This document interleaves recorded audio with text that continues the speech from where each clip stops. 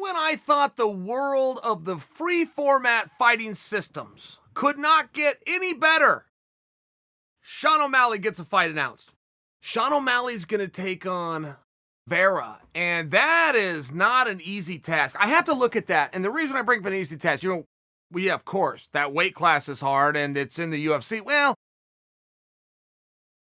let me lay this out for you, okay? It's been stated on record that they would like to bring Sean along slowly, that he's not quite to his full potential or his peak. Now, I got to push back on that because nobody knows.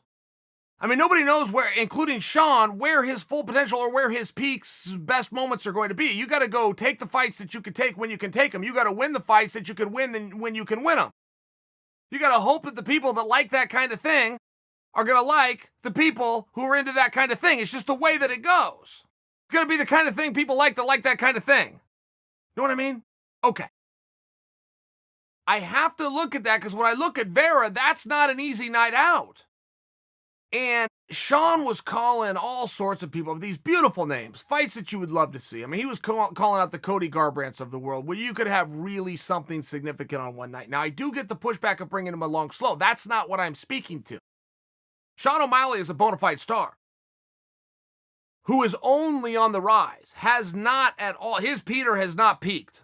Trust me there. But you do fall back to, are we as organizers falling for the trap that we set for the masses, which is perception is reality and whoever has the biggest name is the better fighter? Because that is not true. That has never been true.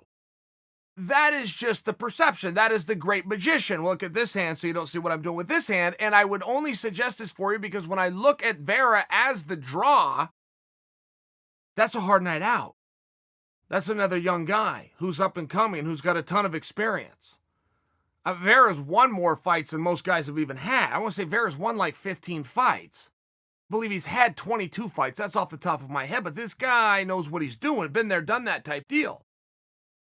I do have to look back at one of the other times where it was openly stated, we believe in this guy, we see what's in this guy, and we're going to bring this guy along slowly. And I think it's really only been done, at least publicly, once, and that was to Conor McGregor. But if you look back at Conor McGregor, nobody's career has looked more like a fine wine that's gotten better with time than his.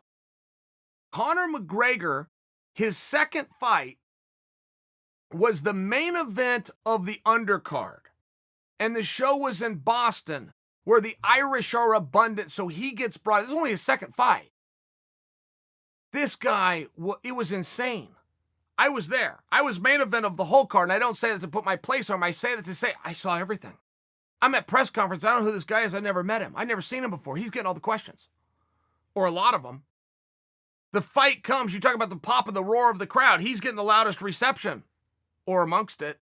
We show up to the post-fight press conference. Who this guy? He's getting a whole bunch of questions again.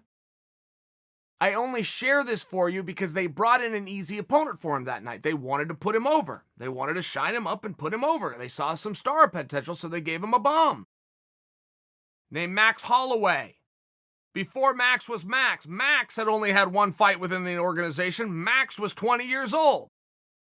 You see the problem looking back. I mean, you see the risk that everybody was taking. There was not the perception around Max. There was not the big, beautiful number next to his name. There most certainly was not a 12-pound shiny gold belt around his waist. It was before Max was Max, but those skills were real.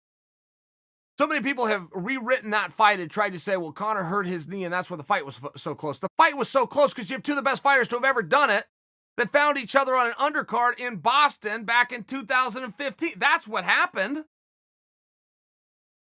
Conor gets another easy fight after he gets past Max. He gets a real easy fight with a kid from Louisiana named Dustin Poirier. I mean, do you see the problem?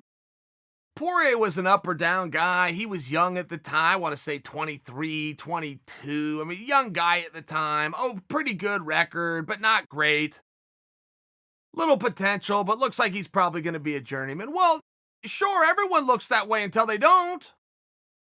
I only share this with you because a lot of times this recipe, and there was major pushback on Conor. You had all the haters coming out, watching the arenas this guy is filling up, watching the tickets and t-shirts and pay-per-view this guy is moving. Oh, yeah, you're giving him easy fights. That was the perception.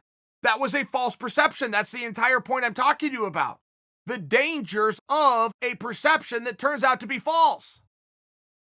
It's called stepping on a landmine. It looks safe. Boom. Right? I mean, you see the problem? So when I look at this O'Malley fight, yes, he will be the favorite. Yes, he should be the favorite. To make believe anybody did him any favors, doesn't know who Vera is.